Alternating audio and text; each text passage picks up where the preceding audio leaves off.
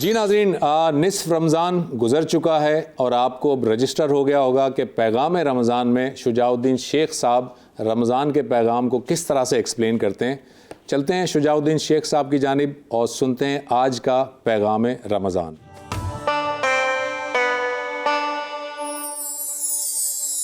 الحمدللہ رب العالمین والصلاة والسلام علی سید الانبیاء والمرسلین اما بعد اعوذ باللہ من الشیطان الرجیم بسم اللہ الرحمن الرحیم وَيَدَوْ عَنْهُمْ إِسْرَهُمْ وَالْأَغْلَالَ الَّتِي كَانَتْ عَلَيْهِمْ صدق اللہ العظیم۔ اللہم صلی علی محمد وعلی آل محمد وبارک وسلم۔ رب اشرح لی صدری ویسر لی امری واحلل عقدۃ من لسانی یفقہوا قولی واجعل لی وزیرا من اہلی آمین یا رب العالمین۔ ناظرین کرام السلام علیکم ورحمۃ اللہ وبرکاتہ۔ رسول اکرم صلی اللہ علیہ وسلم کو اللہ تعالیٰ نے تمام جہانوں کے لیے رحمت بنا کر بھیجا۔ اللہ کے نبی علیہ السلام کی ذمہ داریوں میں یہ بات بھی شامل تھی کہ لوگوں کو بوجھوں سے نجات دلائیں۔ چنانچہ قرآن حکیم میں سورۃ الاعراف آیت 157 میں اللہ تعالیٰ نے ارشاد فرمایا وَيَدَوْ عَنْهُمْ إِسْرَهُمْ وَالْأَغْلَالَ الَّتِي كَانَتْ عَلَيْهِمْ۔ اللہ کے رسول علیہ السلام ان لوگوں کی گردنوں میں جو طوق پڑے ہیں اور ان کے سروں پر جو بوجھ ہیں، یہ سروں کے بوجھ اور گردنوں کے طوق سے اللہ کے رسول علیہ السلام ان کو نجات دلاتے ہیں۔ جس دور میں قرآن پاک نازل ہو رہا تھا، رسول اکرم علیہ السلام موجود تھے، شرکیہ عقائد، کفریہ عقائد، یہ بھی ایک بوجھ ہے نا، اور ظلم کا نظام، ہاں لوگوں کو جینے کا حق میسر نہ ہو، یہ بھی تو ایک بوجھ کا معاملہ تھا۔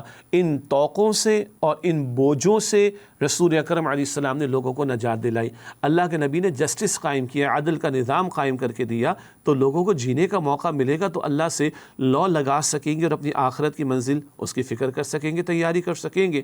آج اس معاشرے میں ہم جی رہے ہیں، بہت سارے بوجھ ہیں۔ اس وقت ایک بوجھ کی میں آپ کے سامنے بات کرنا چاہوں گا، اور وہ ہے نکاح کے عمل کو جو ہم نے بوجھ بنا ڈالا اس معاشرے میں، ہمارے معاشرے میں نکاح کے عمل کو جو ہم نے بوجھ بنا ڈالا، ایک بہت بڑی ذمہ داری حکمرانوں کی بھی بنتی ہے، اور طاقتور طبقات ہوں یا اتھارٹیٹو پوزیشنز پہ جو لوگ ہوں، خاندانوں میں جو بڑے ہوں، برادریوں اور قبائل میں جو بڑے ہوں، ان کی ذمہ داری بنتی ہے کہ نکاح کے عمل کو آسان کرنے کی کوشش کریں۔ ایک طرف 1-2% طبقہ بمشکل ہوگا جن کے لیے دولت کے بہانے کا یہ موقع، اور وہ دکھا دکھا کے دولت کو بہاتے ہیں پانی کی طرح، اور 70-80% جو بیچاری زندگی گزارنے والی تعداد ہے ہماری اس ماحول میں، اس پاپولیشن میں، وہ دیکھتی رہ جاتی ہے۔ کھانے کو جن کے پاس موجود نہیں، پینے کو جن کے پاس بمشکل موجود، اور بچوں کے علاج کے لیے جن کے پاس جو ہے وہ وسائل دستیاب نہ ہو، یہ بھاری بھرکم رسومات کے خرچے بیچارے کہاں سے پورے کریں گے؟ ہم رسول اکرم علیہ السلام کے امتی، اللہ تعالیٰ نے قرآن میں فرما دیا سورہ احزاب کی آیت نمبر 21 میں لَقَدْ كَانَ لَكُمْ فِي رَسُولِ اللَّهِ أُسْوَةٌ حَسَنَةٌ، یقیناً تمہارے لیے رسول اللہ صلی اللہ علیہ وسلم کی زندگی میں بہترین نمونہ موجود ہے۔ اور اللہ کے نبی صلی اللہ علیہ وآلہ وسلم کی زندگی میں ہم دیکھیں تو نکاح کا عمل بڑا آسان ہے۔ ٹو ڈوز نکاح کے موقع پر کیا ملتے ہیں، کرنے کے کام کیا ملتے ہیں؟ رسول اللہ علیہ السلام کے دور میں نکاح کا انعقاد ہوتا، مسجد میں بھی انعقاد کا تصور موجود ہے، نکاح کا انعقاد ہوتا، نبی علیہ السلام خطبہ عطا فرماتے، چند آیات کی تلاوت فرماتے، واعظ و نصیحت فرماتے، چھوارے تقسیم کیے جاتے، مہر ادا کرنے کا اہتمام ہوتا، اور ایک دعوت ولیمے کی اس کا اہتمام ہوتا۔ بس بھائی، اور تو کچھ نہیں ملتا ہمیں، ہاں اور تو کچھ نہیں ملتا۔ پھر پوری زندگی ہے، شوہر پر کفالت کی ذمہ داری ہے، گھر کی ملکہ عورت کو بنایا گیا اور مرد کے اوپر بھاری ذمہ داری کفالت کی ڈالی گئی۔ یہ بات اللہ کے دین سے ہمیں واضح طور پر معلوم ہے۔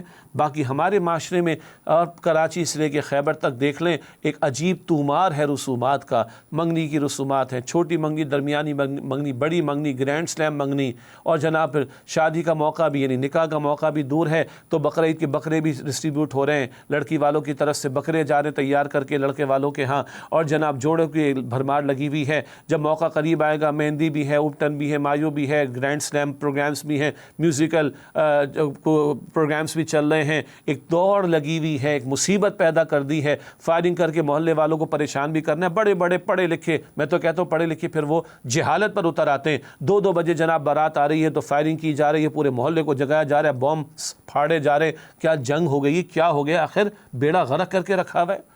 اور ایسے میں بڑی باتیں کرنے والے جو چیمپئن بنتے ہیں حقوق انسانی کے، ان کو یہ حقوق نظر نہیں آتے کہ بیٹیوں کو رخصت کرنا لوگوں کے لیے مصیبت بنا دیا گیا ہے۔ 2.5 کروڑ سے زیادہ تعداد 35 سال کی عمر سے اوپر کی ہے، 2.5 کروڑ سے زیادہ تعداد 35 برس سے اوپر کی ہے پاکستان میں لڑکوں لڑکیوں کی، جو مرد اور عورت بنتے چلے گئے اور ان کے نکاح نہیں ہوئے۔ اور ایک بہت بڑا مسئلہ یہ رسومات ہیں ہندوانہ تہذیب سے جو ہم نے لی ہیں، اور اپنی ناک کی کوئی ناک اونچی نہیں ہوتی، کوئی نیچی نہیں ہوتی، ناک ناک ہی رہتی ہے۔ یہ دماغ کا مسئلہ ہے، ناک کا مسئلہ نہیں ہے۔ اپنی ناک کو اونچا رکھنے کے بہانے جناب یہ بہانہ ہے وہ بہانہ ہے، اور 70% آبادی وہ ہارڈ ٹائمز اس کے لیے ہیں کہ وہ اپنے بوتھ اینڈز کو میٹ نہیں کر سکتی، اپنی حاجات کو پورا نہیں کر سکی۔ یہ مصیبت کہاں سے پوری ہوگی ان کے ہاں بیچاروں کے ہاں؟ یہ بوجھ ہے، اس بوجھ سے نجات دلانے کے لیے حکمرانوں کو بھی ذمہ داری ادا کرنی ہے، دینی طبقات کو بھی ذمہ داری ادا کرنی ہے، معاشرے میں جو اتھارٹیٹیو پوزیشن پر ہے ان کو بھی، اور جن کو اللہ نے دیا۔ دیکھیں ہم سب بہت سے لوگ سوشل ویلفیئر کے کام کرتے ہیں نا، خدمت خلق کے کام کرتے ہیں نا، سروس ٹو ہیومینٹی کے کام کرتے ہیں،